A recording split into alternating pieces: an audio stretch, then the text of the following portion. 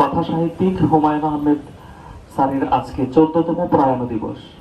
আজকের এই দিবসটি আমরা উদযাপন করেছি যেমন ভাবেই হোক, পরে আরো লোকজন আরো আসবে।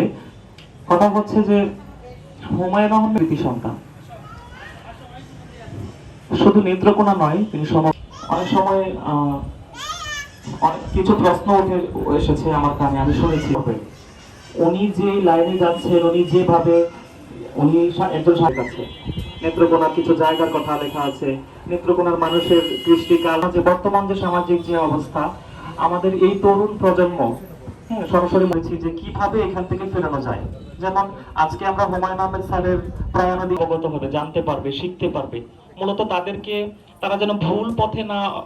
আসলে এখন এই ক্লাস 8-9 পড়া একটা ছেলেকেও জিজ্ঞাসা করলে চিন্তা করেছি যে ভালো কিছু প্রত্যাশার জন্য এই আয়োজনগুলো করে থাকি আমরা।